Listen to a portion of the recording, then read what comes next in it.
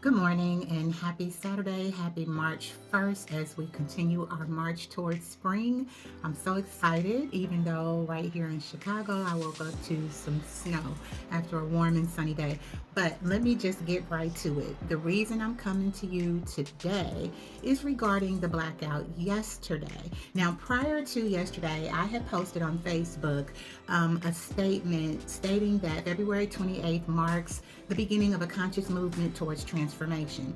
And along with that tagline, I stated that true change starts within. And some of you may know that that has been my philosophy ever since I began writing and publishing.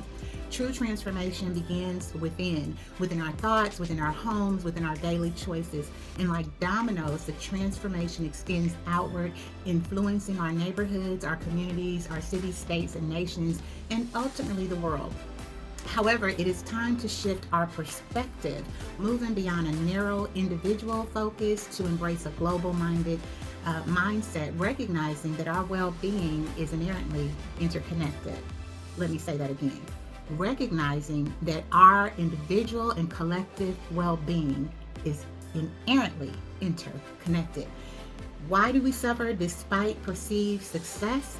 Because our brothers and sisters continue to suffer. It is not until we acknowledge and address the struggle of others that our own progress remains incomplete. So when we turn a blind eye to what others are going through, we ourselves will not be able to fully reach our potential. What affects one of us affects us all. So let this movement serve as a catalyst to our collective healing, equity, and shared prosperity. Well, then when I arose this morning, I had another download, so to speak. Yesterday, even though I was just as eager to do the blackout as everyone else, the challenges that I faced through the week caused me to fail to accurately prepare. And thus, when I woke up yesterday morning, I still had to get gas and I needed coffee, mostly because I ran out of cream. I had coffee at home and I just can't drink black coffee. And so that's not an excuse, but I decided that I would extend my blackout participation to 7 a.m. this morning. Now, I was met with some opposition, which is expected. I even posted, I confessed that I failed to accurately prepare for the blackout and thus needed to extend my participation that extra 7 hours. And I respect the opinion of the person who responded to that post. I posted with an expectation of a response.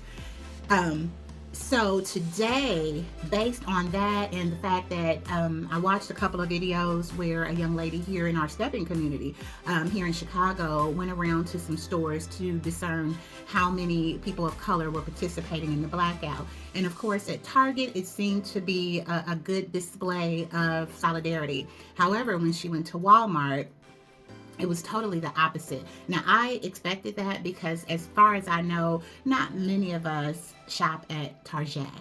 The prices are a lot higher, and it's not as convenient as maybe your local Walmart.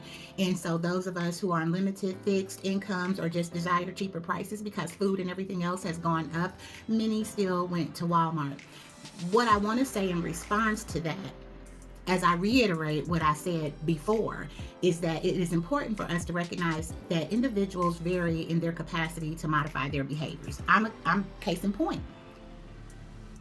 Someone like me willing to be forthcoming and share that, I fucked up, however, it doesn't negate the significance of what this blackout means. And so some of us possess the fortitude to cease maladaptive patterns abruptly and demonstrates like remarkable discipline, right? I'm in the psych and mental health field, and I recognize that patterns of behavior can be difficult to break sometimes if you've been doing it for years. And so others of us require structured, phased approaches to break deeply ingrained habits, myself included.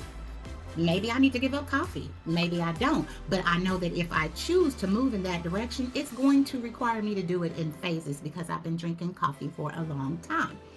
It is important for us not to discard valuable insights or progress in the process of transformation. So instead, focus on consistency. That remains the cornerstone for sustainable change, guiding us as individuals through the intermittent phases necessary for paradigm shifts and personal growth. So let us not ridicule our brothers and sisters who were not able to fully participate in this blackout. Let us also recognize that this blackout is merely the first step, the first phase or stage in the process of moving towards total transformation. Let's not tear down our brothers and sisters. Let's continue to get the message out. From what I understand, we have several more planned blackouts, specific stores. I know that Target is a specific store. I think we're going to black out twice, as well as Walmart and Amazon. And so now, personally, that I know, okay, I need to do a better job and be better disciplined in preparing for the next blackout. And me making that misstep yesterday is my constant reminder, along with the feedback from my sister Cheryl. Thank you, love. I appreciate you. That's going to serve as my reminder that, hey, as we approach the next blackout, be better prepared this time.